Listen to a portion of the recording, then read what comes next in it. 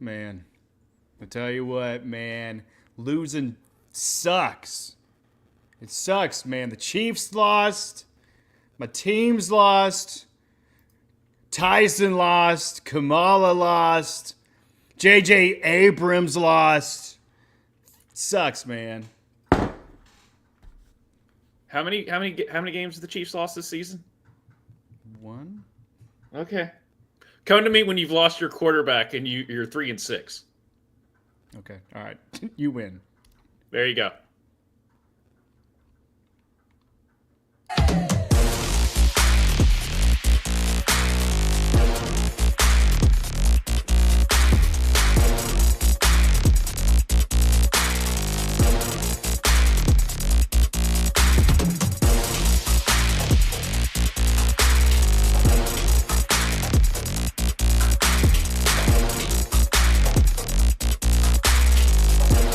Hey, what's going on, everybody? Welcome into the Fantasy Fuck Around podcast. With the song intro so good it wants to play twice.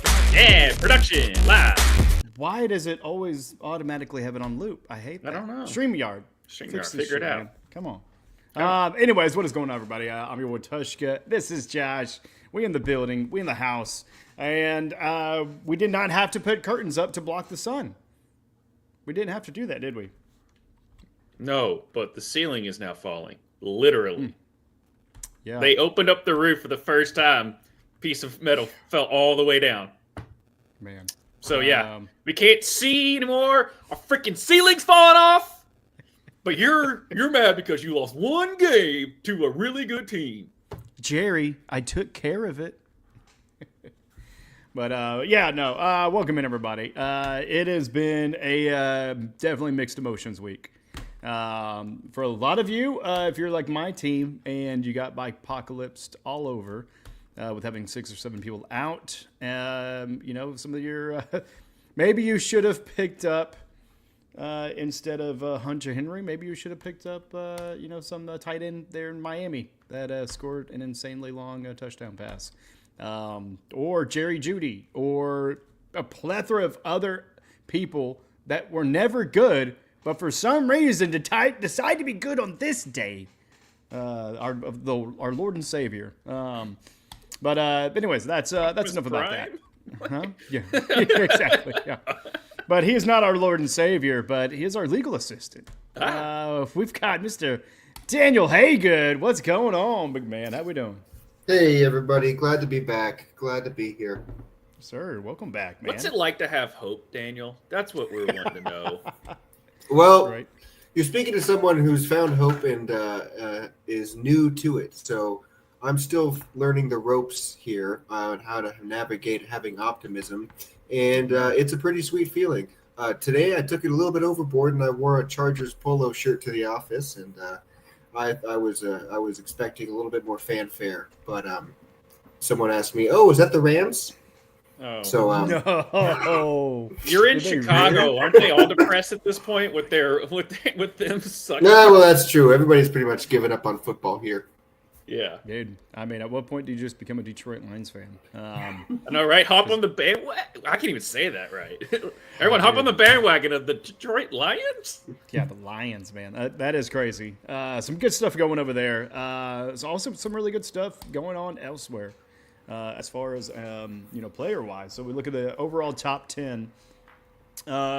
Josh. Nope. That's Tyreek it's your Hill. That's boy. not, nope. It is your favorite. This is not, we're not talking about top quarterbacks. We're not talking about top tight ends. We're talking about the number one fantasy producing player of this week so far. And that is, I don't think anybody's going to beat him in this fucking slop fest. But Taysom Hill. Welcome, Taysom Hill. Good freaking God, man. Do we call him Taysom King? A king of the hill? I mean, what do we call him? Taysom Hell Yeah? What's a good name that you have for him, Josh? Because I know you love him. I mean, you've always spoke so highly of Mr. Hill there. He could be a nice person for all I know. Hey, you know what? He might give so much to all the kids' charities. He might even cure cancer. Ooh. But you are either a running back a wide receiver, or a quarterback. You can't be a tight end.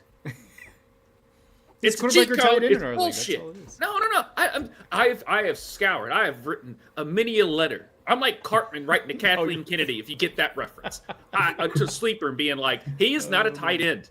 He's not a tight end. He's an all-tool player. He's the ultimate flex player. I get that. But a flex and a tight end position are two different things, especially how bad the tight ends have been this season. The fact that he can just sit there and be la-di-dar, oh, give me the ball, I'll just throw it and I'll just run it, and I'm a tight end somehow. No. Yeah, well, I mean, tight end or not, he did return some kicks, but he got 43 points overall. Definitely one of the top scoring affairs of this entire season. Definitely not a 50 burger like we saw last week with Chase, but no, he gets 7 rushing attempts for 138 yards and 3 rushing touchdowns. He also has 8 receptions for off of 10 targets for 50, and then he has 1 pass attempt, 2 pass attempts, 1 completed for 18 yards. But really the rushing is what did it. Mr. Haygood, I mean, you're the legal representative here. Kind of our official. What do you think? I mean, is he crossing many lines? I mean, is he doing anything illegal? Like, what's going on? I'll tell you one thing that's going to happen is I think that if it hasn't happened already, he's going to get a letter or email from the league requiring him to pee in a cup. That should be happening very soon. In the next few hours here, we'll probably have the results of said test, and we'll let you know. But for all we know, he is 100% dog. And that's actually what the test is to confirm. We just have to hold on. Test to confirm this. I need to consult with my legal counsel, aka just hear me out. Can we do a cease and desist of him being a tight end? That's all I want. Just send a cease and desist of him being a tight end. He could be wide receiver. He could be a running back. No, you're talking about a class of persons here, and whenever we're talking about a class of persons, you're talking about the standard of scrutiny that the Supreme Court is going to apply. So let's talk about the standard of scrutiny you apply to tight ends. Now, as a class, they face a lot more discrimination. So this means we're going to be looking at them with strict scrutiny, okay? And when you apply a level of strict scrutiny to the tight end position, what you'll find is that I'm sorry, I've completely lost the rails on this now. You were going well. You were saying a whole lot of shit that I had no clue about, but you sounded smart. That's right, yeah, and that's all. Googling. That's how person. Well, what you should be Googling is strict scrutiny and Taysom Hill, because we gotta pay more attention to what this guy's consuming and what he's eating, because I've got some suspicions. What would you say is the percentage of snaps you take at tight end to be counted as a tight end? How many snaps did Tim Tebow take at tight end? You know, I mean, could be 0, but. I mean, is that a fact? Did he statistically never line up at the tight end position? That's what I'm asking. I don't know who decided to put him in these websites. It's not, like I said, it's not Taysom Hill's fault. It's just the fact that you can start him at tight end. Who was the football player that they decided to create the term offensive weapon? I think it was Tavon Austin, right? Might have been. Well, remember there was a bunch of hype around Tavon Austin. He's gonna be a quarterback. He's gonna be a receiver. He's gonna be a running back. You know, and then who actually ended up doing that? Old Taysom. Yeah. Yep. Tavon Hill. That's what they call him now. Tavon Hill. Oh, right. No, but shout out to Tavon Austin. He has the most popular mixtape from college ever. It's got like 50 million views. Like, people are obsessed with that. Some dude cut, and the guy, because he used a copywritten. Here's some law stuff for you before we get into the next player. The guy that made the video gets no money from it because he used a copywritten song, so he can't. Things garnered like 60 million views, and he just made it just because. Just a Tavon fan. That's right. If you're looking to not get copyright struck, I got a B- in copyright law, so I don't know that. Sound stripe. Okay. I'm not gonna be the expert on that. Yeah, but Tavon, I mean, West Virginia Mountaineers, man. So alum alongside of Pat McAfee, but I mean, 43 points. It's a flash. I mean, he's not going to get this every week. He can't get this every week. But you should trade for him now. You should actually dump everything you have to acquire. If you got somebody that is chomping at the bit, I mean, trade the shit out of him because this is definitely very trade high. One person you should not trade high right now is Amari St. Brown. Or Amon-Ra, sorry. Amari St. Brown. Yeah, Amari Cooper St. Brown? You know, he's going to – Amon-Ra's heard that, and he's going to call you out on his podcast. He heard that. Just like he called out every single wide receiver drafted ahead of him. Hey, Amon-Ra, go ahead, call us out. It's Ruckus EV at everything, so appreciate you. The Sun God. The little bump there. But no, the Sun God did get 39 fantasy points. Got one rush attempt for -4 yards, but really the 11 receptions off of 11 targets. 11 for 11 for 161 receiving yards and 2 touchdowns. And the insane thing is that he was not the only person to really have a significant amount of output there in the game. As right behind him is Jared Goff. He got 35. He got 4 rushing attempts for 21, really 24 completions off 29 attempts for 412 yards and 4 passing touchdowns. I mean, are you dropping everything to pick up the Lions? Any Lions player right now? Like, I feel like their water boy is probably getting more fantasy production than some of the other people out there. What say you, Josh? I'm looking at Jameson Williams because obviously he's been up and down this whole season, which is fine. But the Lions they're clicking. Well, I think one thing you learned about them this week is that they're going into the Jacksonville Jaguars. They're not going to have to do much. They're probably going to take some breathers. Not at all. They kept their foot on the pedal the whole time, and they just kept putting up numbers. So it doesn't matter the matchup. Their offense is gonna. We're here to work. We're going to work today. Mm-hmm. Yeah, I don't know what Doug Peterson, said to CMC there, but or MCDC, but he did something to piss him off. I mean, maybe maybe they had some bad food down there in Jacksonville and got food poisoning, and this is their revenge game. I don't know what it is, but yeah, you said it. They did not take their foot off the pedal. Where you thought they were going to run, they said, hold my beer, or actually just go out 30 yards and catch it. Because, I mean, I'm not sure what the average, was, but I saw well over like 4 or 5 plays of like 40-plus yards. So absolutely incredible offensive showcase there in their 52-6 rout of the Jacksonville Jaguars. Possibly such a bad loss that you may see some heads roll as far as firings this week. Could this be the week? Could this be it for Doug? Well, it might be it for. I think it's already been it for Eberflus, but they don't. I just know they're not going to pull the trigger until after. Yeah, that organization does not like to pay coaches to not coach. Yeah, to me, I mean, if you're going to try to go for somebody that's available right now, just do it. I mean, your season's done. Yeah. I mean, what's it going to hurt in starting that negotiation a little bit sooner and then getting to know the locker room a little bit better before the draft, before the off season? I mean, typically you don't like these kind of moves in college because it kind of ruins bowl participation and such.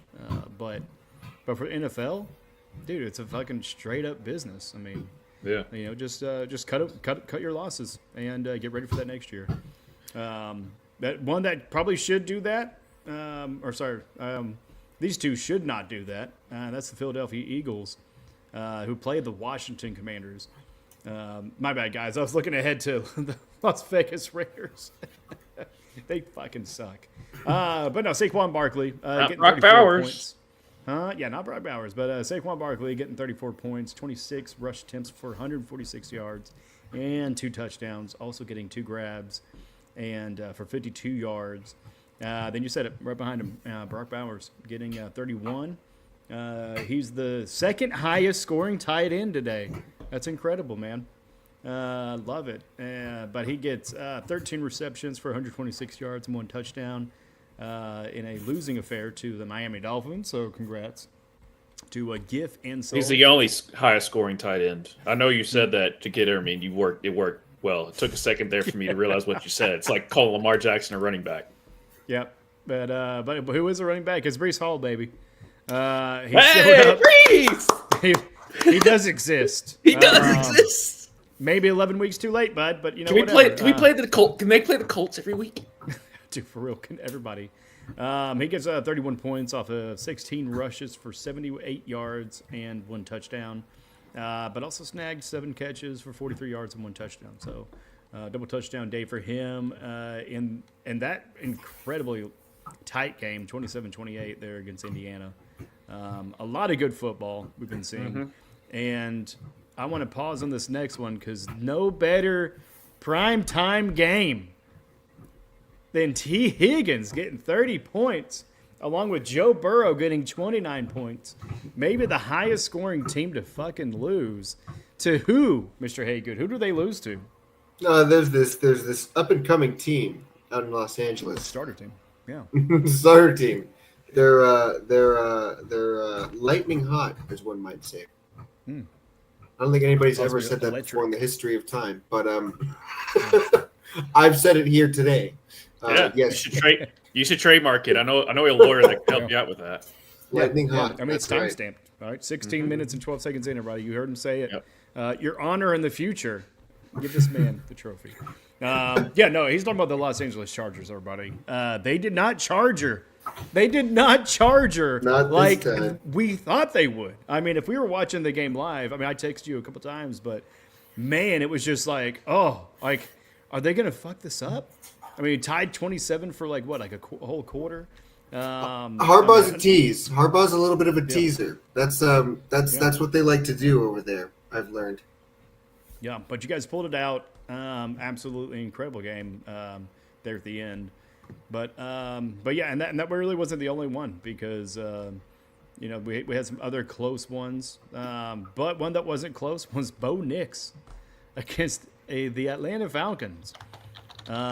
So I'm guessing because he got 29 points, 2 rushes, 5 yards, but really 28 completions for 307 yards and 4 touchdowns.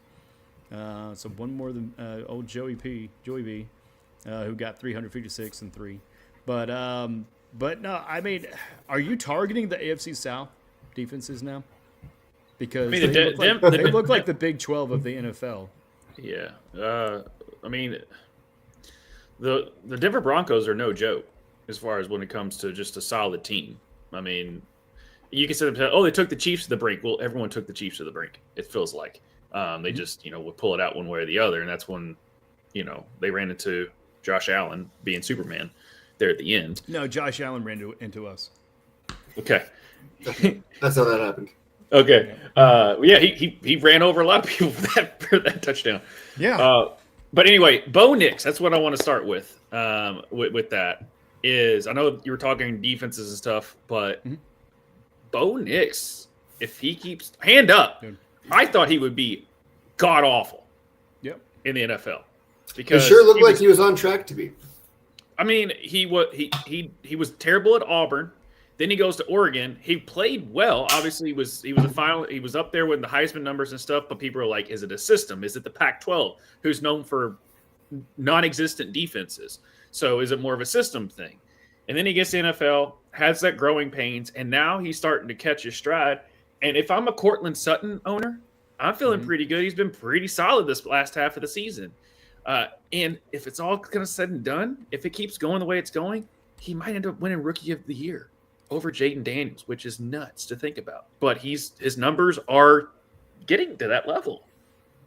Yeah. No, he's getting hot mid season, where Jaden Daniels and the Commanders are kind of cooling down, and you're probably going to want to make the playoffs if you want that award, really. Yeah. Haygood. I mean, how it is to have a young, promising, quarterback that maybe just doesn't always do it. Talking about Herbert, just throwing a little shade, but no, I mean, as a fellow AFC West. Well, if you mean if by not knowing what they're doing, you mean not making the playoffs, I think we can point to some other figures in the Chargers establishment who didn't know what they were doing, who are no longer coaching. But we're unlocking some potential. But when you look at Bo Nix, I think you got to talk about his number of games played in college before he arrived to the NFL versus these other rookie quarterbacks. Maybe Jaden Daniels being the exception, but he was there a while. He's an elder statesman. One of the reasons we were so excited about Michael Penix Jr., which we might be seeing him sooner than we thought if things keep going that way. Is that these guys have experience that these other guys, they just don't have that playing time that Bo Nix has, and it's starting to really show. So it'll be exciting to see how the rest of the season plays out. They got to play the Chargers one more time, and the last time Bo Nix played the Chargers, he didn't look like this. So see if he can keep it together. Be a tight race to watch for that offensive rookie of the year, that's for sure.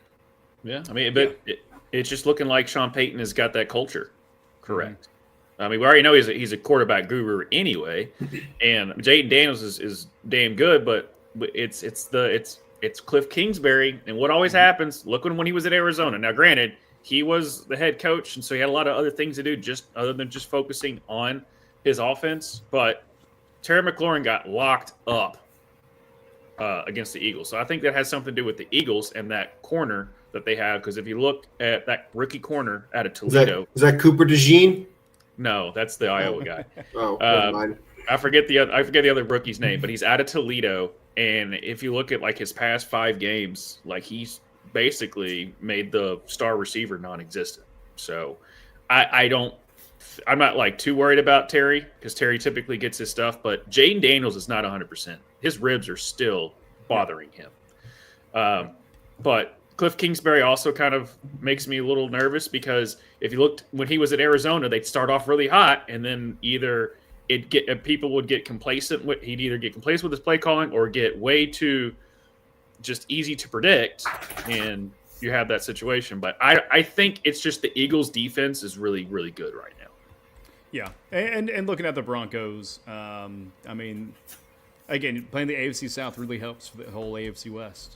Well, that's really helped out in our schedules, because for the Chiefs, that's been some of our easier games, so to say, even though Buccaneers took us to overtime and such. But Broncos, though, I mean, they played, the Raiders, the Colts, looking at the Jets, Raiders again, the Saints, the Panthers. These are kind of like their significant wins that they've had.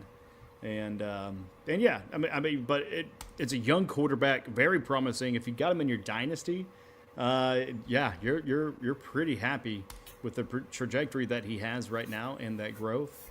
You talk about Courtland Sutton. I mean, let me ask you guys a couple of questions, man. What about Marvin Mims? I mean, Javonte Williams. Like the rest of the players there.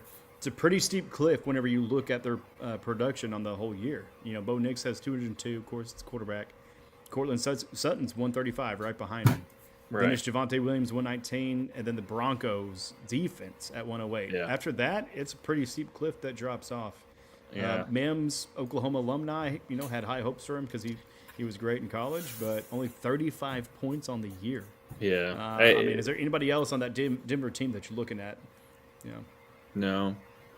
Maybe no. There's another running back at one point, but Javonte's healthy now, and so he's going to get Jordan Humphrey or something. I forget. Or you said running back? Sorry, running back. McLaughlin. McLaughlin, yes, because there's a McNichols and a McLaughlin. McNichols plays for Commander, so that's what I was getting. I was like, I knew it was a Mick of some sort, but yeah, McLaughlin was starting off decently at the beginning of the season, and then Javonte, I think, got fully healthy, and they've been able to use him correctly. But Courtland, this is the Courtland we've been expecting for like the past 2 years, and he's a route because he's that big. He runs great routes. He's got solid hands. We're like, is he going to get to that next step? Which is we were expecting Michael Pittman to do. He still hasn't done it. Now, granted, one's got a competent quarterback and one's Anthony Richardson. So Josh Downs is fine, but Courtland, I'm not targeting Marvin Mims or anybody else because why? Especially in a 10-team league, there's enough Taysom Hills out there that you can pick up. Ooh, are you making a waiver claim? No, I'm being facetious. I ain't touching that dude with a 10-foot pole. Man. Oh my God, dude. I would love to see. Out of spite. This is all out of spite. Has nothing to do with the fact that he actually would be producing for me. Produce for you. He's gonna reproduce for you. Oh my God, dude. He's so multi-talented. Literally the jack of all trades. And the Jill, apparently, if he can reproduce. But yeah, to your Cortland Sutton point, looking at it, of course, the first couple of weeks was really rough. 7.8, 3.6. But then after that, he's had all, 13, 15, 15, 17, 23, 19, and 14. So very consistent production, other than 2 games in the mix there where he had a goose egg and then a 5.2. But it looks like he actually got injured on that goose egg game or was out. But yeah, no, you're absolutely right with that assessment, man. He's a great pickup. If he's on the waivers, you're in a trash league because that dude should have been drafted. Maybe fairly mid or low, but yeah, no. So incredible turnaround for them. I hate it as a Chiefs fan because that means the AFC West is that much better now. Got to play him one more time. I mean, you got the Chargers, you got the Broncos. The Raiders are the Raiders, but shit, man. As long as they don't get Bill Belichick or somebody on board there, and make the AFC West like the greatest division ever, that'd be annoying as hell. Well, that was a few years ago. The AFC West was supposed to be the greatest division when Russell Wilson came to town, and right, remember that? Oh. And then we signed Khalil Mack. They got Devontae Adams over to the Raiders. Yeah, and then they So then what happened? The Chiefs ran away with it. Yep, and we were very happy for you all. But we were not happy for you. Side note, real quick, before you just move on. You sitting there saying, "Oh, my team's blah blah blah blah." I just witnessed the Dallas Cowboys fumble the ball. What happened? Cooper Rush got the ball stripped. Ball bounces right into our lineman's hands. He goes to run it. Another guy comes in, fumbles that, and they scoop and score. This is the life of Dallas. I can't believe I turned the game off. Oh, I got to turn this gold. This is gold stuff we're watching. Yeah, luckily, YouTube TV, you can just jump back a little bit and watch. It's a Murphy's Law of just how can you fuck up? Okay. So Josh. So Jets or Cowboys? Who's had a more disappointing season? It's a good question. I would say the Jets because they at least have phases and everything. They have the quarterback. They have the receiver. They got another star receiver. They have the running back. You have a defense. Yes, your offensive line is suspect, but so is every freaking body else. I don't see these is not as terrible. Oh no, the organization that we're 1-1 with that. I'm not saying no, we're 1-1 with that. But it's as far as roster, how you built the roster.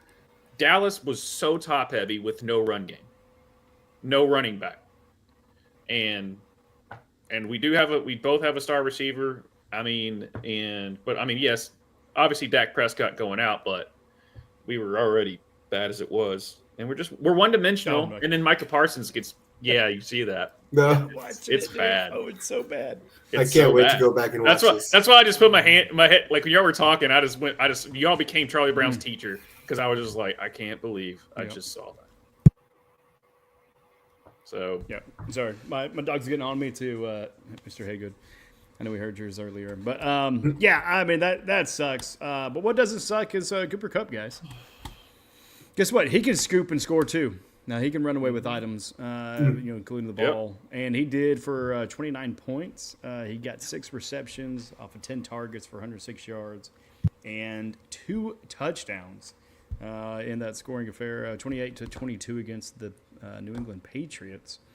Anything else from the top 10? Obviously Taysom Hill's probably not going to stick around in the top 10. No. Do we expect Amon-Ra St. Brown and Jared Goff to stay in the top 10 next week? Jared maybe not, but Amon-Ra he's a walking top 10 wide receiver. It's just the fact that they have Sonic and Knuckles. And those two guys are playing really well. The one little funny thing they were asking Jared Goff in the post game. They were like, Gibbs and Montgomery are known as Sonic and Knuckles. What does that make you? Tails? And Jared's like, I have no clue about Sonic. Like I'm not the person to ask about that. Sure, if you want to say it, that he goes, but I can't run because they said you had 3 rushes for 10 yards, and he was like, are you Tails? And even Jared was like, I have no clue what you're talking about. Oh man, come on, Jared. You got kids. Watch the movie, man. It's actually pretty good. I like it. I think those are some of the best best video game movies that I've seen. I love. I'm very much looking forward to Sonic 3. Keanu Reeves as Shadow. I think, Dude. Best supporting actor consideration. Hey, there we go. There we go. Those two movies definitely surprised the crap. The first one definitely surprised the crap out of me. Mm-hmm. How good it was, but that's not what we're talking about.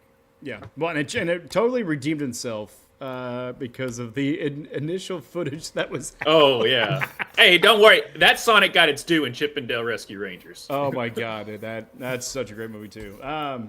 But yeah, no. So top 10 quarterbacks. Taysom Hill, dude, you did it, buddy. I'm looking down the top 10 list. I know what you did, and it's a good troll. Yeah. Well, hey, I'm sorry. I'm just going off the stats, bud. Just going off the stats. But no. Then also Jared Goff, Joe Burrow, Bo Nix, we talked about. Anthony Richardson getting 28. Matt Stafford 28. Jameis Winston 27. Winston in the top 10, guys. What world are we living in? Yeah, don't get used to that one, probably. Yeah. Josh Allen getting 25. Herbert getting 24. Darnold getting 24. Then you also run down to the running backs. Barkley, Hall, we already talked about. David Montgomery getting 25. Josh Jacobs getting 23. Achane, 21. Cook against the Chiefs getting 20. Chase Brown, 19. That might be one of the best waiver pickups. Gibbs getting 19. Dobbins, 19. There's your boy. And Javonte Williams, 19. So out of the quarterbacks and running backs, who stands out to you? Who are you targeting for trades? Or who are you trading high? Devon Achane it's crazy how much his production goes up when Tua plays. I know we said that about Tyreek and Waddle and Jonnu Smith. But look at Devon Achane's numbers. It goes from non-existent. Obviously, he got a concussion and all that stuff, so we get that. But when Tua's in, he's putting up top 10, top 15 numbers every week. So that is an astute observation on Achane. I think he's turning into potentially a new Christian McCaffrey. Yeah, he's not as big. Are they coming for you? I'm about to say, like, geez. Can you hear them? I guess these windows are pretty thin. You're good. No, they don't. They don't bring out the sirens like that for white collar criminals like me. Right. It's in the choppers for bad guys like me. Yeah. Yeah, it is true. Can you come turn yourself in at like 10 a.m. tomorrow? Is that like Chappelle's show sketch? Exactly. Yeah. I plead the fifth. Shows at 5 p.m. Yeah. F-I-F-E. But yeah, no, I mean, like that observation as well. I'm because, looking at ladies and Brees gentlemen, Hall. whenever you look at the stats, whenever you look at trends, that's what you see. This year, it's Tua, right? Last year, and I'm blanking on the quarterback.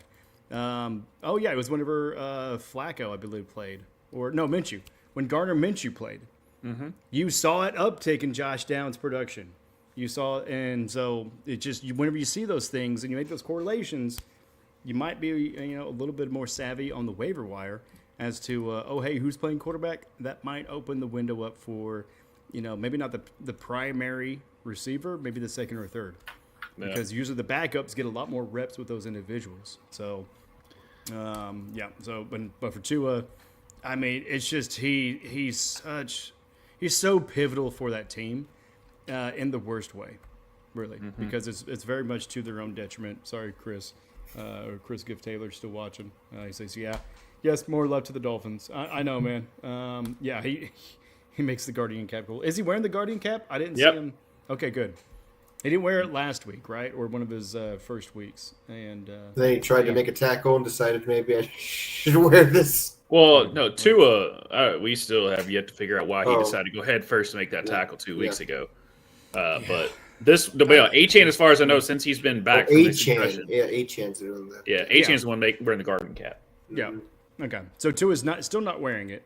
Nope. Which is weird. It's like out of those two, Tua, you might want to put it on, man. Yeah, he's probably the one who should wear it more. Yeah, he definitely should. You know who? He may not wear a Guardians cap because he scored so damn much. Amon-Ra St. Brown. Looking at the wide receivers, you also got Higgins and Kupp. Jamar Chase not scoring 55 points this week, thank God. But Jerry Jeudy, ladies and gentlemen, name that I had to Google to make sure I was spelling it properly because he has been non-existent for the longest time. Getting 26 points. He got 6 receptions for 142 yards and 1 touchdown. But then you also right behind him, you got Nakua getting 25 with that combo. And that wasn't the only ones that were, really getting a lot of love there in L.A. Juwan Jennings definitely doing a good job filling that Ayuk role, getting 25 points. And then you got Jameson Williams. I mean, we're talking goose eggs the last 3 weeks, and then all of a sudden, 23 points. If they just play the Jaguars every week, then Jameson Williams would be the greatest fantasy player of all time. Yeah. Looks like he bet on himself this week. Yeah, let's pause there and talk about it, man. I mean, is that somebody you're going to be looking at on a waiver if you need for a bye week? Yes. Just in the offshoot that he gets that much. He will get his targets and I'm just amazed. What waiver wires are you seeing him on? He's on ours. He guess he's available on our waiver wire. He's on our waiver wire, dude. Yeah. Well, don't need to play my hand too much there, but I'm going to be putting in a claim. Already put in a claim. Yeah. Dude, trust me, I got like 5 claims going this week. Because I'm finally getting out of my bike-apocalypse. So, making the push. We got to make the push. Dude, it's push time. Well, especially after getting my ass worked over by Jason. I mean, I had 7 people out on bye week, so it's like, okay, I'm probably gonna take an L. I'll take some shots, see who sticks around. But, God, just fucking Russell Wilson, dude. I hate you, dude. It seemed like the right pickup. I cheer for you, dude. Like, I actually want you to live a happy life. And then the one time I ask a favor, it's okay. There was a lot of Russell Wilson Kool-Aid this week in the major trades. The pundits they were pouring a lot of that Russell Wilson Kool-Aid on you, so I wouldn't hold it against you.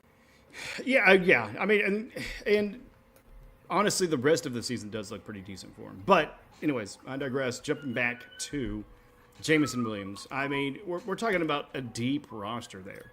Yeah. And Williams just may not really be it. I would be very leery. I mean, if you have to pick up somebody, I would say go for it. But honestly, for the most part, I'm probably just going to try to stay away from Jameson. I mean, maybe pick him up and trade him if you can. The thing is Laporta's. Here's the problem, and here's why I'm like, Laporta is hurt right now. So if Laporta's out, then that makes Jameson Williams the number 2 go-to, at least receiver-wise. I'm not talking about Jahmyr Gibbs, who they're going to find in, all those like nice little wheel routes and stuff that he almost took to the house this week. But if when you talk about like, if Tua plays and Achan's going to be good, like Achan benefits a lot from Tua playing. If Laporta's not playing, I see the benefit. A lot of those targets that would typically go to Laporta is not going to go to Jameson Williams. Yeah, Laporta out this week. Yeah. I mean, I'm not sure exactly what that looks like for next week. Looks like Carlton Davis, cornerback, broke thumb. Sorry, I'm kind of like scanning through. Are we going to talk more in depth about Laporta here in injury time? Yeah, all I saw was just he was out. It didn't say exactly. Okay, that's all I'm seeing too. I didn't see any timetable about him, what his timetable is. Because typically we get updates saying like, oh, they practiced today, or at least something about the coach. No update today about Laporta. So, like I said, obviously you still should claim to get Jameson Williams. You just because of that offense. But he's like the Gabe Davis of this year, in the fact of you're excited to start him, and then he lets you down, and then you bench him, and then he goes off. Yeah, chasing that dragon. Yeah, you're chasing that dragon. Yeah, good point. Toxic relationships there. Yeah. But yeah, no. I mean, this is not the first time the Lions have gone 52 points. No. They did so a few weeks back against the Titans. In between that, 24 and 26, but then also 31, 47, 42.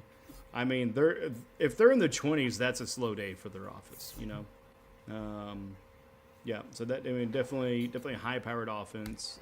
Really the most productive one. of note so far. I mean, since the Vikings have kind of cooled down a little bit.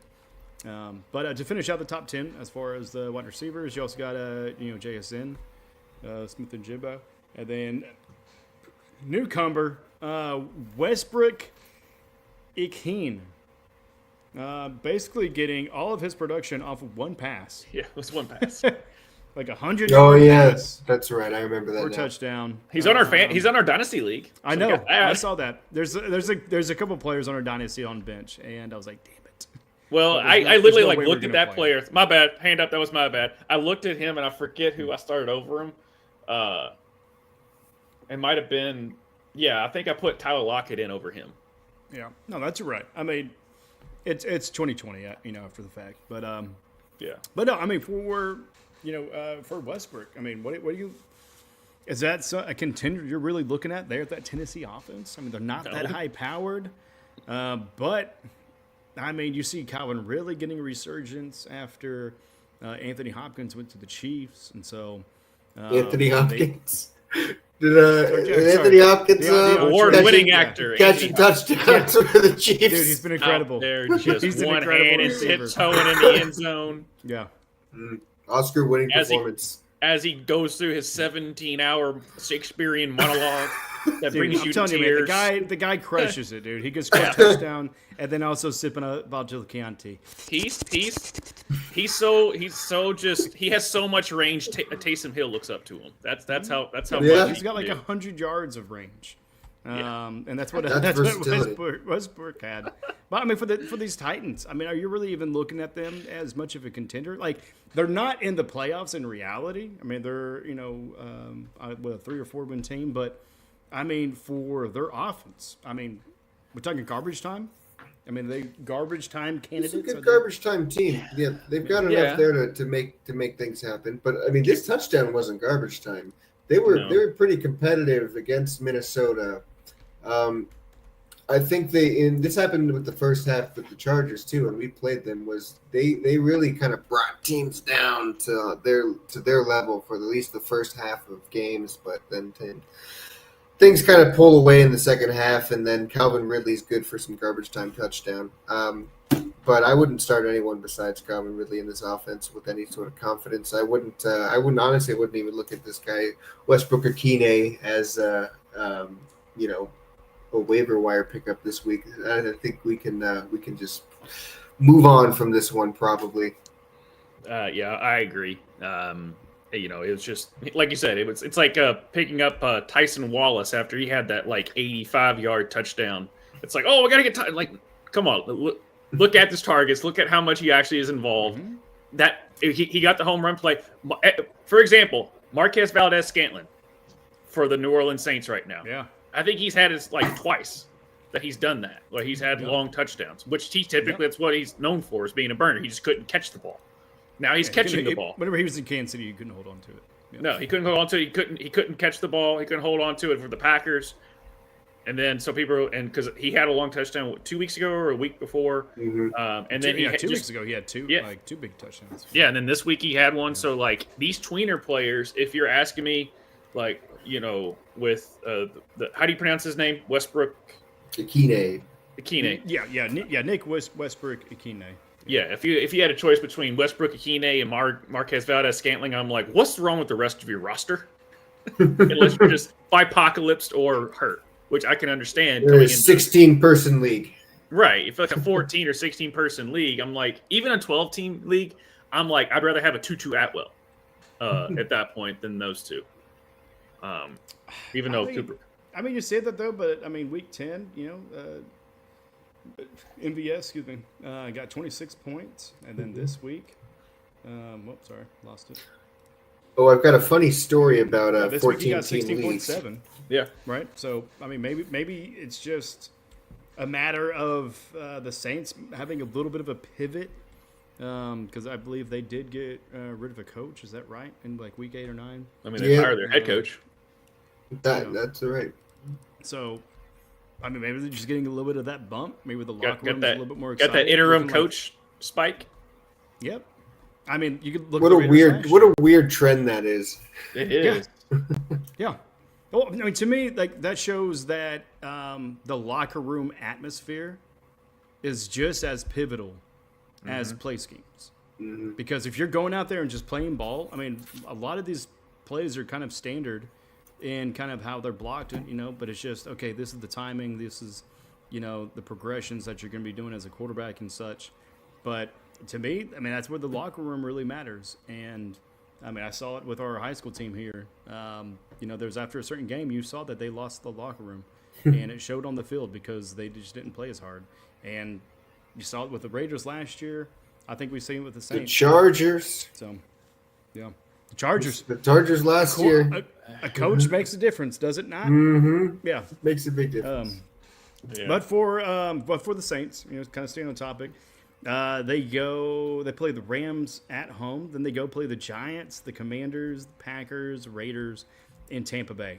At that point, I mean, especially next week, if you're byepocalypse or if the planets have to align correctly for you to pick him up, just because he is such he's going to get you everything or nothing type of thing. Now, probably in the past 2 weeks is a decent trend, especially for him, and the defense he's getting ready to go up against with the Rams. They're okay at best.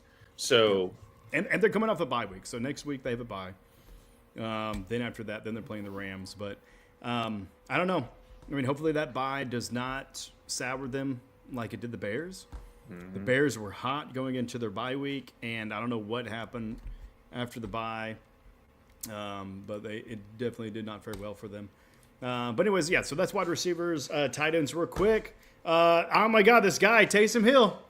Man, it's crazy, Josh. His name just keeps popping up. It's weird. Then Brock Bowers. But then the one we alluded to earlier and kind of mentioned, Jonnu Smith. That was one of the pickups I looked at, and I wish I went with him because he did incredible. You know what Tyreek Hill owners want to do to Jonnu Smith? I can't say it. I can't say it on the air. Okay. I thought you were going to say Tyreek Hill owners to Taysom Hill because maybe they thought it was the other T Hill. Yeah.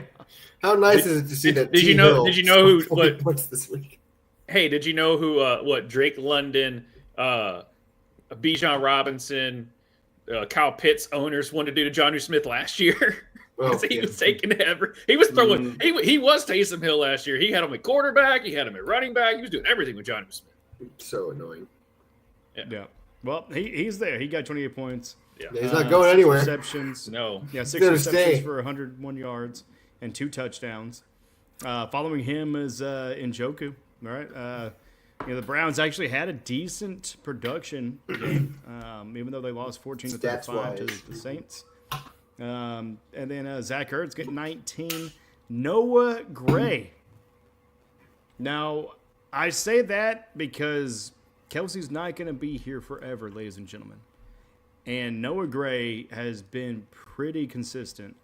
There as maybe not as far as like production, but as far as starting time and maybe a little bit of target share, he's been doing pretty incredible. So if you're looking at a fantasy dynasty team, Noah Gray may be a pretty decent candidate because I think his shares are only going to go up as Travis Kelce kind of what's starts his age? sailing to the wind. He's second or third year. Yeah. Don't say 25, but yeah. Sky's the Is limit. it 25? Yeah. Somewhere in there. No, speaking of Sky, remember Sky Moore? Yeah, remember that guy? Yeah. That plane's landed a long time ago. Yeah. No Gray's 25 years old. But I mean, he kind of stayed around 50% snaps the last 4 games. He's had 60% above, and this last one he has 76. So, we'll see though. I mean, it's also kind of getting into the twilight kind of era as far as the season. So you're looking at teams that are making business decisions for playoffs where they're kind of resting people a little bit more, maybe being a little more reserved on some of the playbook. Once they kind of start hitting those, 12 wins. But anyways, yeah. So just saying, no great potential dynasty one there. Will Disley, right? Will Disley. Big Montana Not getting Manuel. 18 points. Hunter Henry, my guy, still getting top 10. 12 points. 12 points for a tight end this week was great, especially whenever all your big ones, was like 8 and below, or maybe even 5. But then you got Johnson with the New Orleans Saints getting 12, and Goddard getting 11. Yeah, Haga got his guy right in there at number 10. Yes, sir. Yeah, but Where's your guy at? Where's yours? my guy, Yeah, freaking where's your forgot guy? who I Exactly. No, but defensive kickers, do we even want to go through those? Oh, I had Evan Ingram. Yeah, that's why. No, defensive kickers. Look at your matchups. If you have if you have the top 5 in defenses, I don't care who you play. You're going to start them. Kickers wise, I mean, I would pick up the Steelers kicker. He's done that 3 times this year of kicking 6 field goals in a game. Yep, did it. I think like week 2. I think I had him, and I was like very thankful for him. Yep. So Boswell. Maybe you trade Taysom Hill for Boswell. For Chris Boswell. Yeah. Hey, man. I picked up Boswell like after week 2, and I just rolled with him in one of my 72 leagues. He's more consistent. Yeah, he's more consistent. Is Justin Tucker washed? News at 11. Ooh, I don't know, man. That's a hot take, but you may not be wrong, man. It's Justin Tucker. It's all mental with him. I think he'll be fine. I'm not. Yeah, I mean he's at sitting at kicker number 9 on the the year. But I mean he's missed some. He has definitely missed some. He missed 2 last week. Another one. He missed 2 this week, or 1 this week at least. Yeah, no, he missed 2. Yeah, I said. But 1 a few weeks ago. So yeah, man, I think he's at least missed 5 to 10 on the year, and actually Just 5 to 10 extra points in his career before this. right. Yep. So I mean, who knows? I mean, he's 34 years old.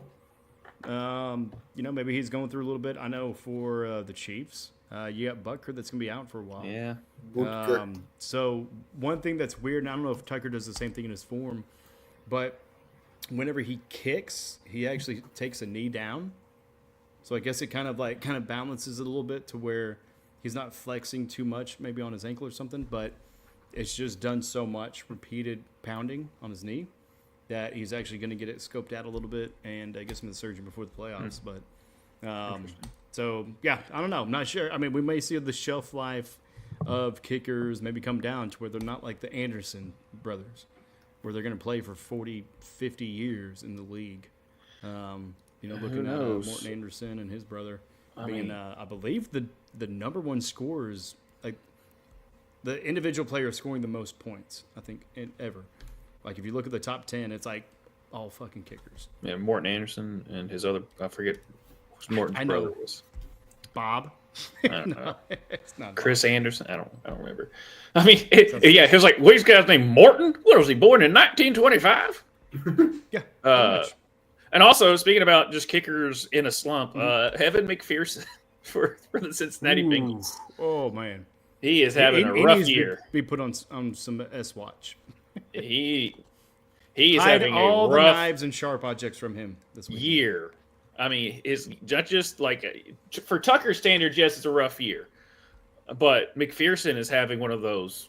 You need to go to see, get your mind right, because it's all mental. When you're at this level of kicking, people are like, "Are you nervous about Tucker?" And people are like, "You can't find another. Where can you go find another Justin Tucker?" And people are like, "Well, Brandon Aubrey was just chilling on his couch and was like, sure, I'll try." And now he's freaking. He didn't miss today because he's on the Cowboys and we're cursed.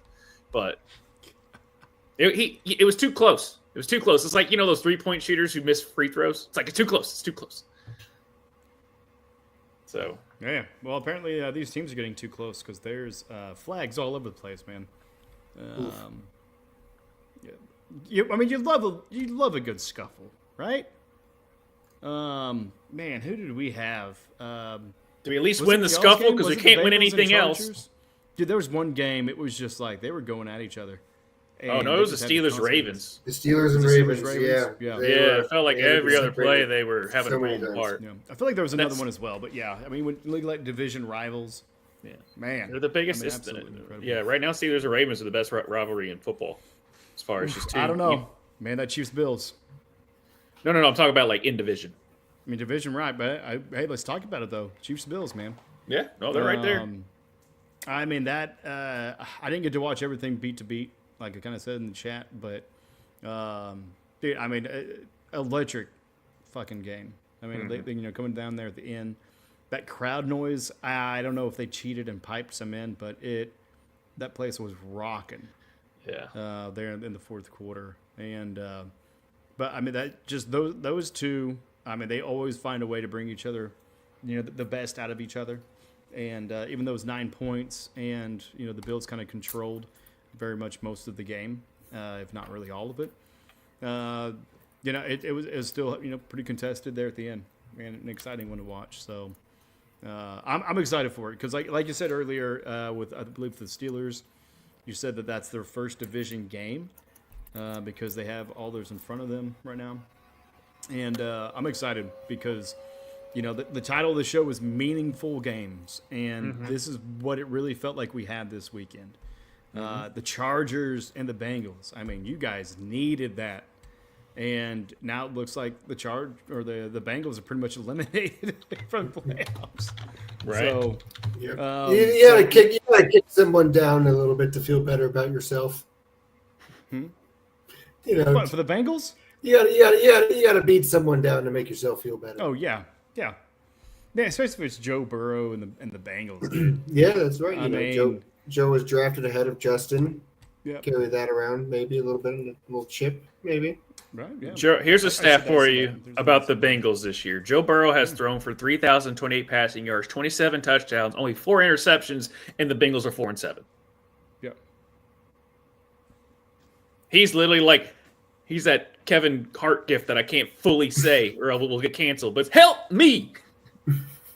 Help me help you. Yeah. Yeah. I mean, what else can the guy do? Right. I don't know. Maybe get a defense. Right. I mean, that's what we're starting to see some of the holes in a lot of these teams. Looking at the Ravens, incredible offense. Oh my God, they're the best. But then, where's the D? And it's right? the coordinator's not it. Yeah. So we kind of say that, because, for one, we see it this weekend. Sorry. My dogs are all up in my business right now. But we see that and it's exciting to watch, but I mean, for context, for fantasy, meaningful games means highly contested, which means, they may be going for it on fourth. They may be going for 2. They may be having these extra pushes that are going to get you some more of those points. But then on the converse side of that, you're going to have the teams that it's garbage time. Like, hey, this team's going to win. They're, the Lions, I don't know if they do the same thing, week, 13, 14, 15. Where, they just keep everybody in and just keep, keep their, the foot on the neck, so to say. Like, they're probably going to put in some of the backups because then you're looking at, preserving your starters and honestly trying to, get some of these backups a little bit of playing time before the playoffs, get them warmed up, get them primed. So that's where you're going to see a little bit more of, some of the trash time, as far as garbage points. But, hey, good. I'll start with you. I mean, whenever you're looking at matchups, kind of, is there a certain week or, really, what do you look at whenever you're maybe targeting? I mean, at this point, you may not be waiver chasing, right? But I mean, for as far as how you're starting your players, well, what are you looking at schedule wise? Yeah, when we're looking at these divisional matchups, I'm trying to take lessons and apply them to the playoffs. I think earlier we were talking about the Steelers and the Ravens, and the Steelers are going to play the Ravens again during the fantasy playoffs. And you've got Lamar, you've got Derrick Henry. These are things I would be on my radar. As we get ready to the end of the season, is especially with divisional matchups. What did you guys learn? The first time these teams played each other, and if they play each other in weeks was it 14, 15, 16, or is it 15, 16, 17? I think it's 15, 16, 17. Yeah, that's kind of what I'm looking at as we get into these more heavy big marquee matchups. What did we learn last time they played? And our stars going to be performing at that star level if they're going against the number 5, the top 5 corners in the league or something like that in the matchups. But as we saw last night, Chargers have one of the better defenses in the league that didn't stop the Bengals from putting up 27 points. So at the end of the day, you watch football, you want to watch a big marquee matchup. Maybe you should feel fine.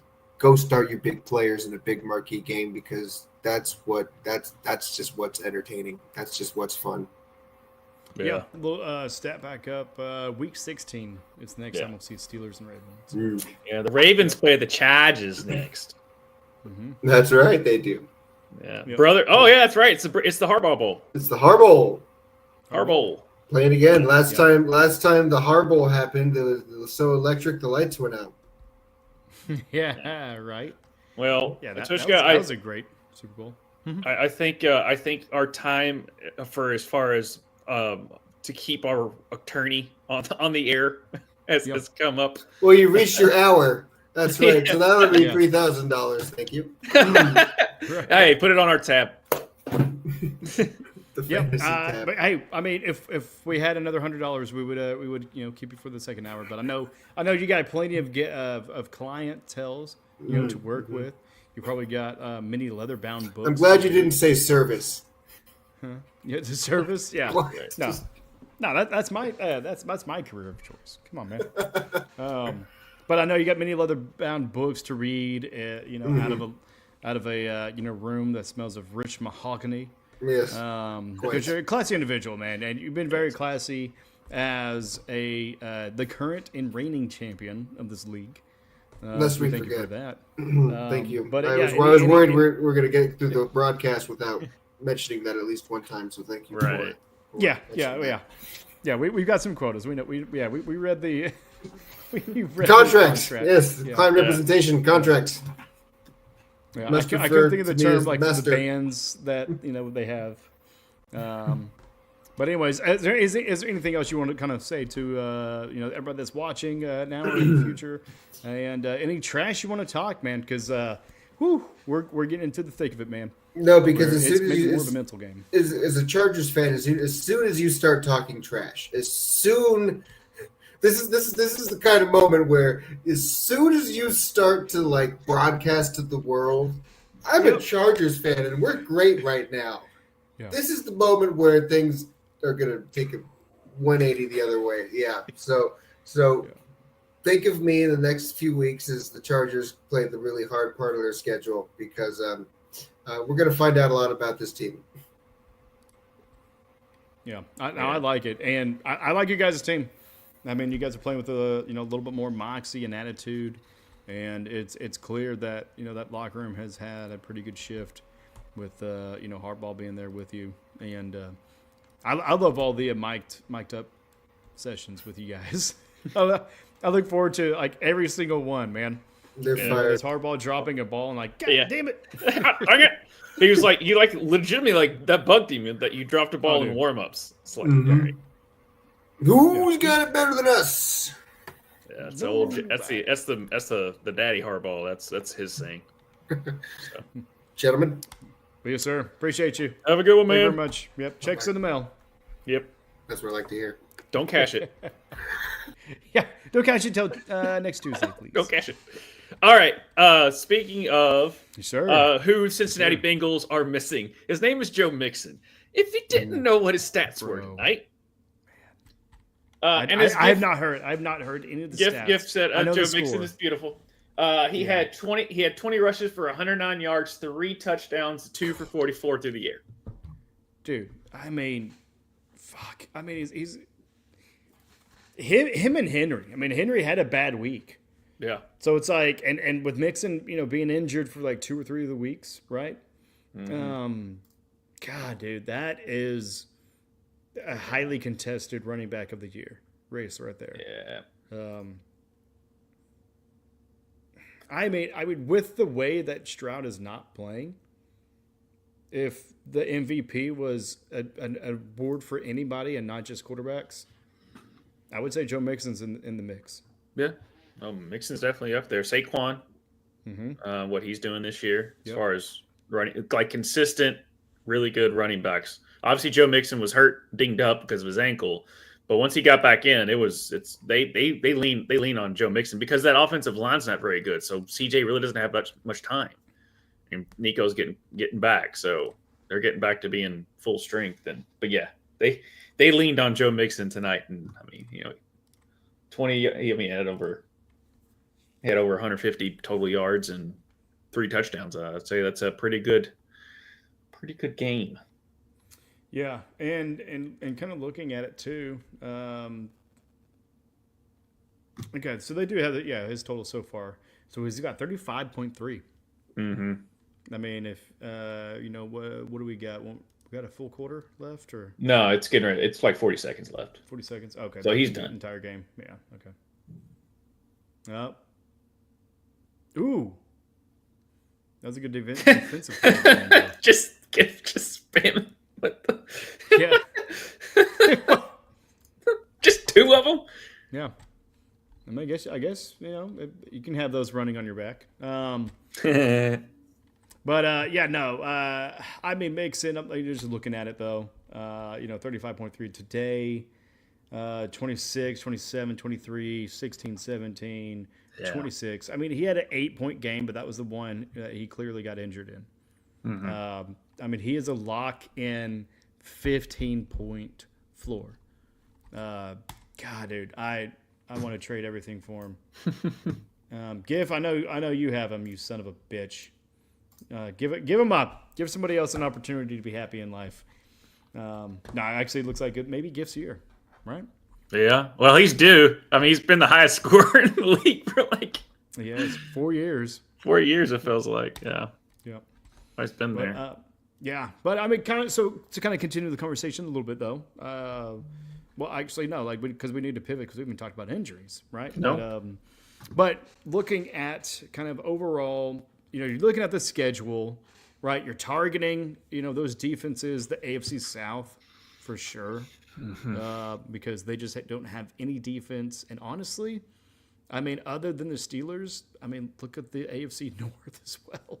Yeah. Because it's just abysmal. That your offense is going to be able to score 30 points. Now, whether that's your player or not, who's to say? But are there any garbage time teams that you're kind of targeting? We talked about the Titans a little bit before, kind of being a prime candidate. Are there any other ones that you're kind of eyeing as far as maybe like a one-off weekend during the byepocalypse to kind of get something good?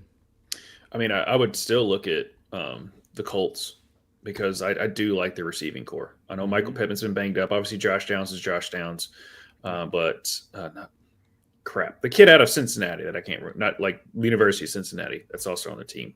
Alec Pierce. Oh yeah, dude, Pierce. Yeah. So and then Adonai Mitchell, I was expecting more out of him this year. He just really hasn't emerged. But I just as far as garbage time, there's at least enough out there with Downs. Obviously, Pittman's going to be rostered.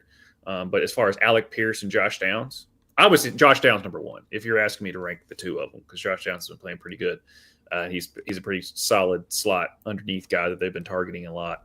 Other garbage teams.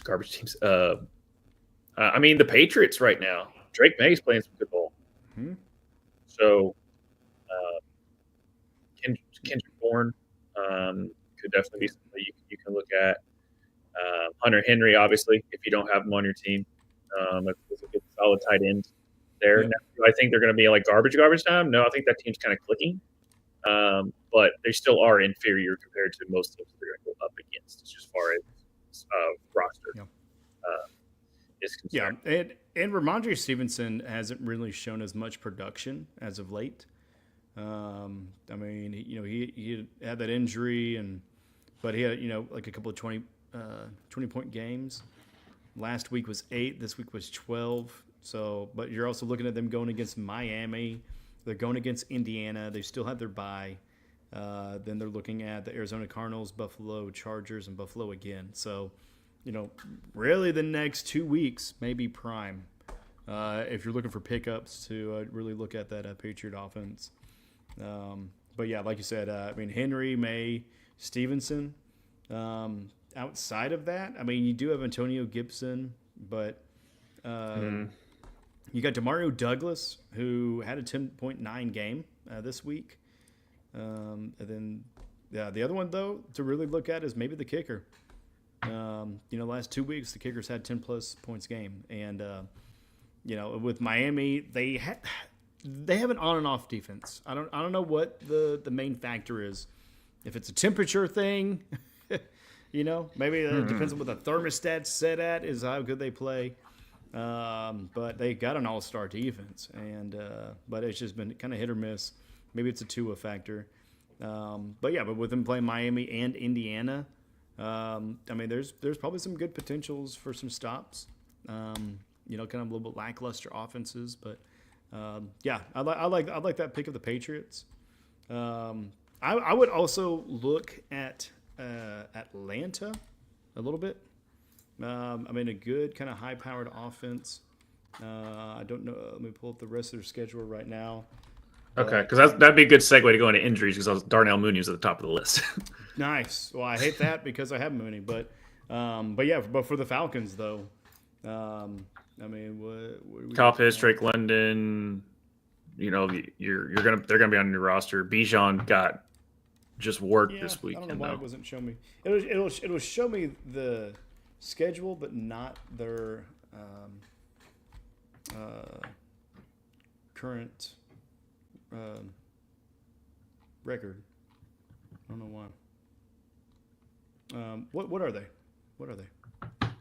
They're like 500. Oh no, they're 6-5 actually. So they're sitting at the top of their division still. Yeah, it's just they're so up and down. That's the problem. Yeah, they're so up and down. Yeah. God dang, dude! I thought the Bucks actually had one more win than that. No, that's the only thing. That's the reason they have two more wins. It's because they beat the Bucks twice. Yeah. No, I mean, that's not necessarily a garbage time contender. The Bucks, though, on the converse, they may be. I think the Saints are hands down one of my favorites right now, just because of that coaching change kind of bump. And they're still with Taysom Hill, they're still trying to make a run for it. I don't think they're going to get there. I mean, 4-7, they have a steep hill to climb. No pun intended on that. Sorry. They play the Rams next week. Should have just and named Giants. Never mind. Keep going. You should have just named the episode "King of the Hill" at this point. No, it's all right. But they play the Rams, the Giants, the Commanders, Packers, Raiders, Bucks. Right. Yeah. So I mean, the Packers game is probably going to be a loss, but depending on how bad of a loss, that could be some garbage time. The Giants one should be pretty contested with them winning, depending on how Tommy Cutlets does. Bada bing, bada boom. But I would say Saints is probably my favorite garbage time candidate right now. But jumping back to the Atlanta Falcons, Josh, we got some broke asses, right? Yeah. Well, he's not too broken. He just needs super glued. We're like super glue. Like all you gotta do is super glue him, and they'll be good to go the next week. He had a hamstring injury, so he was forced out of Sunday's game. So he didn't finish the game. This Darnell Mooney we're talking about, by the way. Mm-hmm. But there isn't, according to the coach, it isn't viewed as serious.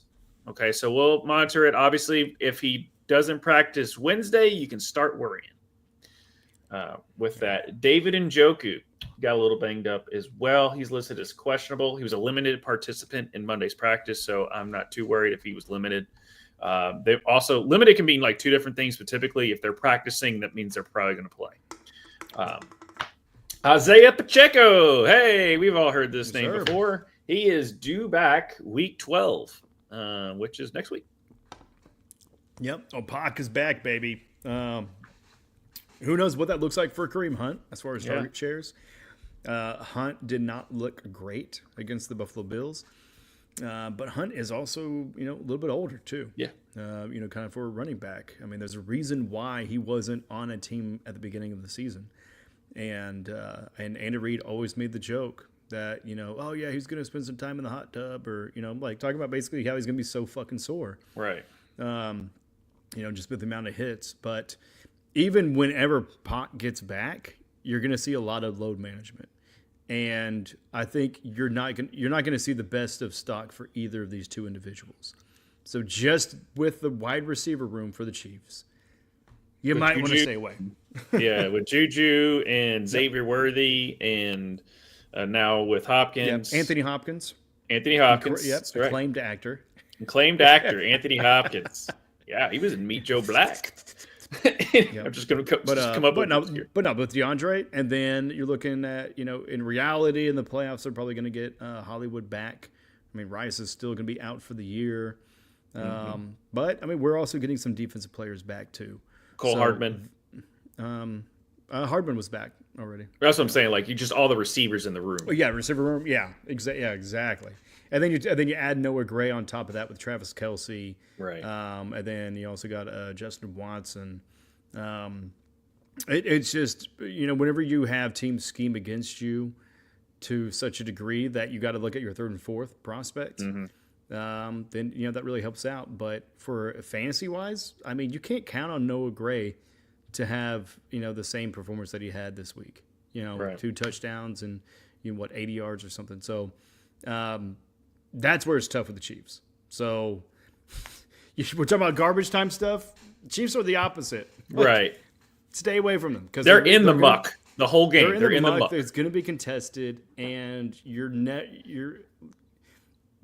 get 20-point games out of people, but it's going to be so sporadic. You're talking about your floor and your ceiling basically getting lowered by 5 or 10 points once Isaiah Pacheco gets back. So. Gonna be tough there. A little bit back on Mooney though.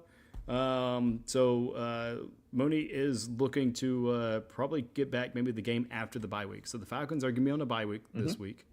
So the byepocalypse continues for some of us. Yes. But yeah, with it being a hamstring injury, they're not saying anything about any surgery or such. So that's good news.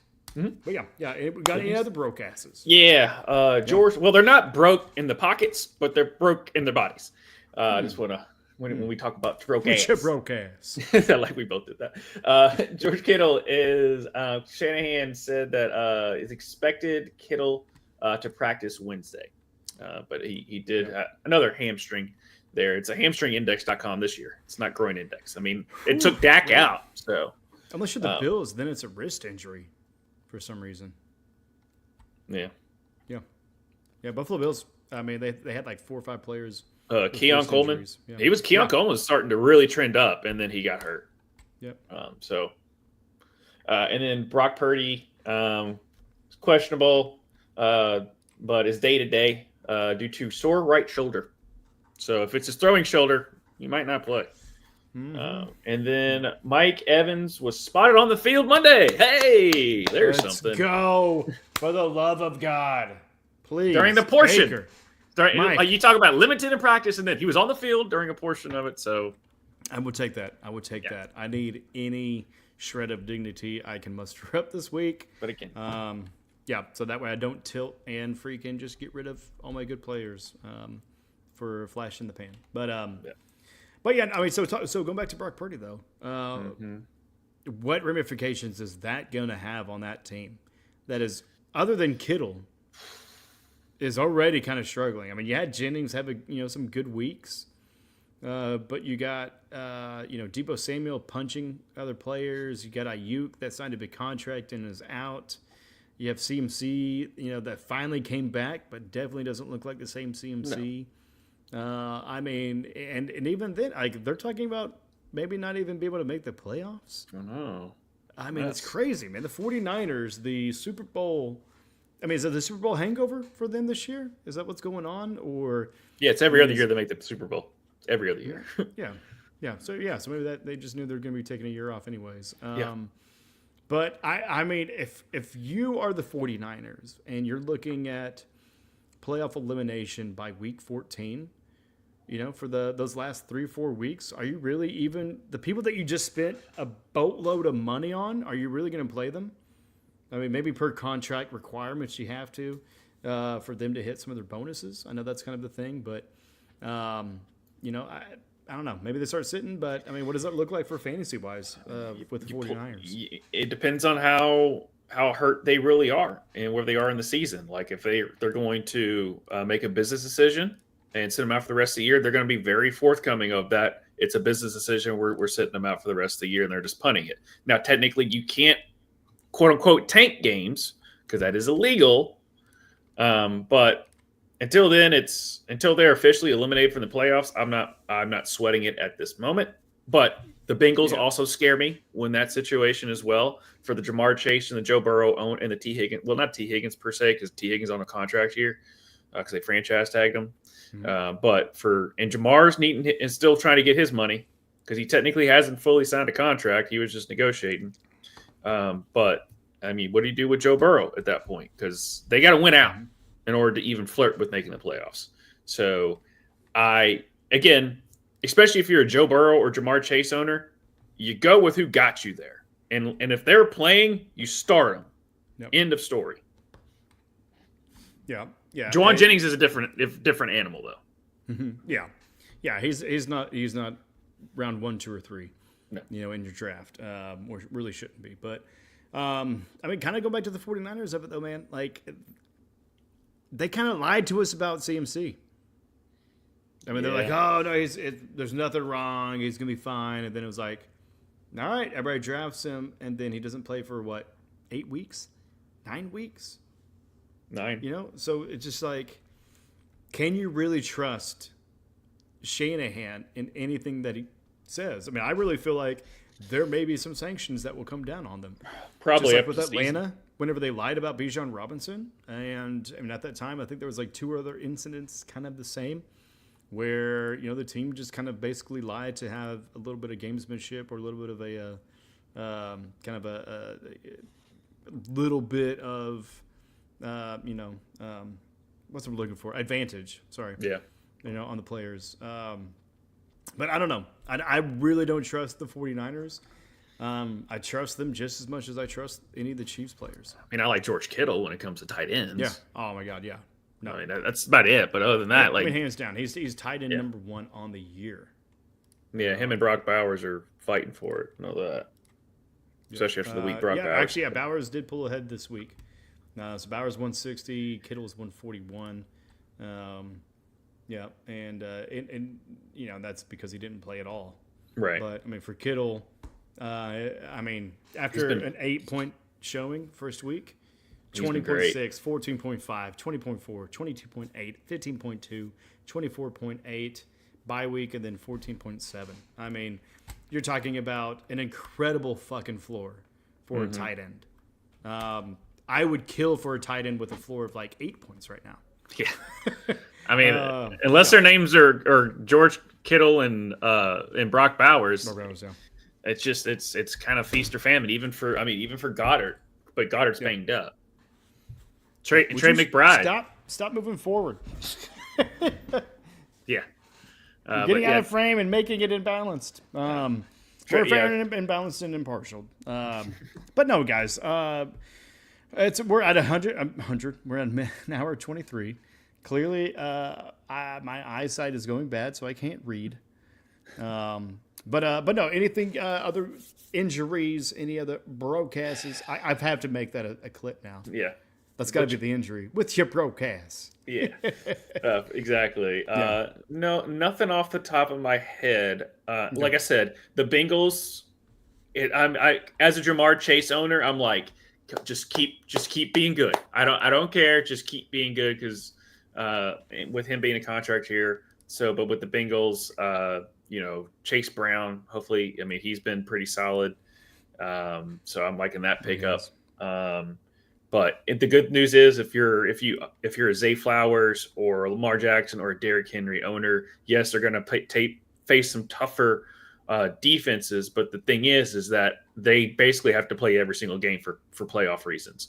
So they're not blowing everything out, which is the opposite of the Chiefs are going to be in the muck every game. If you remember the speaking about the Ravens, remember the Ravens of like the 2000s and early 2010s. They were awesome on defense. Like you didn't really draft anyone that wasn't named like Ray Rice and felt happy about it. Back in that's kind of where unfortunately the Chiefs are of They win games. They do everything they're supposed to. They're a solid 3-level offense, defense, special teams. But as far as fantasy production, far and few between. Yeah. I mean, they spread the ball out too much, and even then, there's really just not a whole lot of high production. And maybe the Bills kind of spotlighted some of the weaknesses. They have been looking at some lineman acquisitions already, and I believe they did add a wide receiver. I can't remember their name, little speedy guy, I think, from out of New England or something. But since past the trade deadline, it had to have been off of waiver wire. Had to pick them up for waivers. Yep. But yeah, no. But for the year, man, I mean, if this is where you're really deciding if you're in playoff contention or not, with your own team. Mm-hmm. So just as the NFL teams are making business decisions, so should you really look at your trade deadline.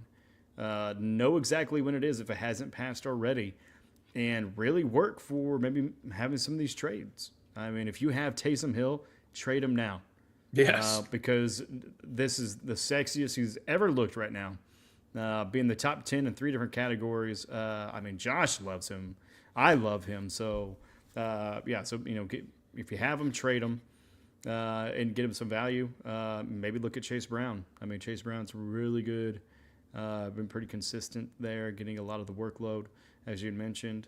And there's quite a bit of others. I mean, you may not be able to get a Joe Mixon or Derrick Henry. But not anymore. Yeah. But this is the time where you're kind of looking at, which running backs you can really kind of finagle from people.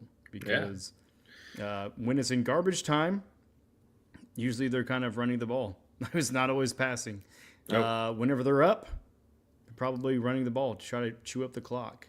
Yep. So this is just, kind of that rush season where you're the Lions and just torch everyone. Oh my God. Right. Yeah. Yeah. Or you're like some other teams and they just can't even run the ball, period. So they have to throw it. But definitely be looking at that as far as your trade opportunities and, kind of work on those relationships. If you're in a dynasty, right? And this is my question to you, Josh. Mm-hmm. If you're in a dynasty and you're out of playoff contention, I mean, what is your move as far as, leveraging value on your picks or, trying to snag maybe some IR people or, maybe some players that people are a little bit sour on this year that may be in contention? I mean, what does your strategy look like in that? Well, obviously you want to get your draft picks if you've traded some away. You kind of want to stack up on draft picks because that's option number one. I'm not telling you which option is the best one to do. So option number one, I would trade to get draft picks because obviously your team is not very good, so you need other players there. Also, this is after the season even ends. As far as dynasty, you need to pay attention to Adam Schefter's Twitter like it's yesterday as far as who's moving where, what all coaches are going where. Because then if the scheme switches, you can go and trade for that player that you think is going to take a step up because they are under new coaching, under new schemes. They've signed other players. So, yes, sometimes you can make a trade and then that player or some things might move around. They might end up signing somebody in the offseason. So you kind of want to watch those. Unfortunately it's dynasty, so it never stops. But I would focus in on that. And then trade name value that you think has lost there, like you're saying, like is Justin Tucker washed? I know this isn't a kicker league, but you're saying like, okay, is this the last? Like, can I trade him high, knowing this is you thinking that he's not going to do anything like. Probably last year, for the name. You could have traded. Yeah. People probably would have been like, "You want Derrick Henry?" Like, yeah. And then the person that traded him were like, "Darn!" Like, you can have those type of things. Where this is good. You don't know if they still have something left in the tank. Now, I would never question Derrick Henry, but that's kind of a good example of what could have happened. Maybe some PEDs. Year. We might need he might need to get a piss test along with Taysom Hill, according to our legal counsel. Or like like this year. A Tyreek Hill, a Christian McCaffrey. You could buy low for those. So if you're in some sort, like if you're sitting there that someone just handed you Bo Nix, I'm not naming names of what league that was in, but if someone just so handed you Bo Nix in a trade along with Brian Robinson, you're feeling pretty good. But I would just move those. That's where our strategy would wise do is try and trade name value that you think you're having decent enough year that you get good value for, but are going to end up drop back in production, basically fall back in what their production is. Oh, I love it, man. I love it. All right. Hey, that's going to be it for us, folks. I'm Tvshka. This is Josh. Follow him tomorrow night. He's actually going to be on Game Dudes. And then Thursday, he's going to be on Ruckus Wrestling. And then Friday, he's going to be on Bracket Battles. And Saturday, he's going to be live streaming his whole life. He'll be on something else Sunday probably as well. Definitely catch him on all the shows that we have on the channel. Follow us at Ruckus EV everywhere. We're going to get out of here because it's starting to kick in. We'll see y'all the next time. Y'all take it easy. Love each other. Trade somebody something good. Peace.